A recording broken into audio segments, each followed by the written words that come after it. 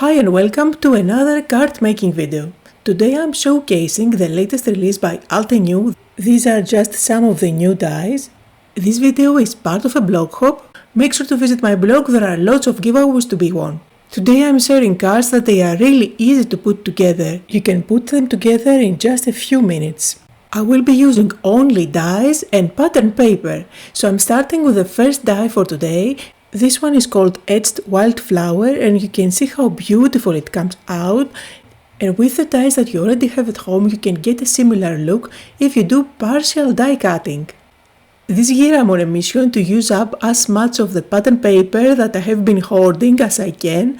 So for today's video I will be using pattern papers that are really old from previous collections by Altenew, but I believe they are still available and you will find links down below to everything. In order for this beautiful die cut to stand out against the pattern paper, I made sure that it isn't busy. I love how it looks like it is watercolored. And all I'm doing is just sticking my die cut on top of the pattern paper using glue. I'm going to pop this with foam tape on top of my card base, that's 4 1/4 by 5 1/2, and my card is ready. All I need to do is to enhance it a little bit since I do have a very simple card. My trick on these type of cards is to always use pearls or gems. They really add something extra on a very simple card.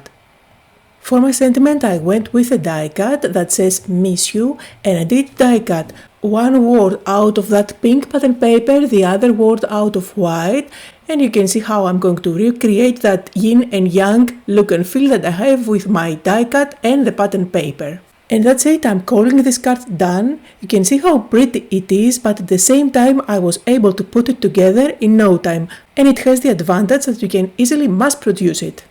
For the next card I will be playing with the Tainted Leaves, and I'm sure you all have a leaf die on your stash to create something similar. If you don't already have any leaf branches, then this is a great one since it is quite big and it makes a statement on top of a card.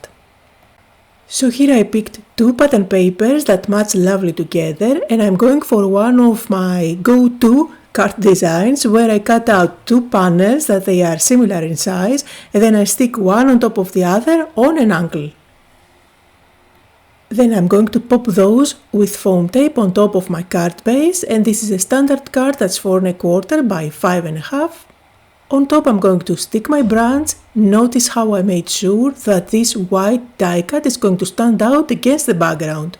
Again, I will use gems to enhance that super simple card. I'm following the pattern on the background and I'm going to add glue on all those dots and then stick on top a little gem. For the sentiment, again another die cut. As promised, I'm going to use only die cuts and pattern paper for these cards, so I went with So Grateful and I'm going to call this card done.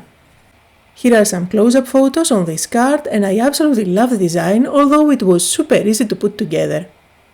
For my next card I will be playing with the Swirly elements. This is a beautiful one and I'm going to cut it out in a white panel. I know that this would make a great shaker card. You can use acetate at the back, add your favorite shaker elements inside. However, I'm going for a super simple and easy to recreate cards for today, so I'm just going to stay away from shaker cards for now. So I grabbed another pattern paper. I am rotating my die cut, trying to decide what would look great.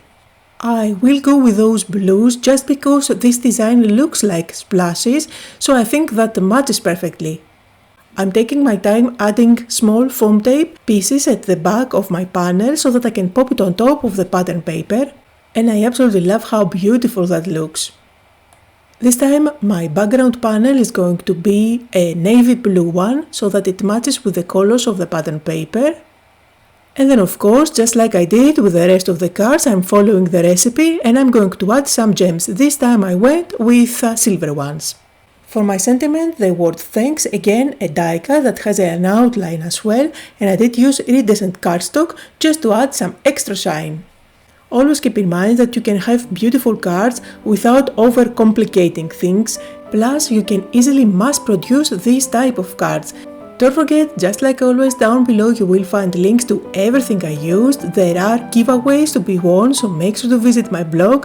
Thank you all so much for joining me today, and I'll see you all next time.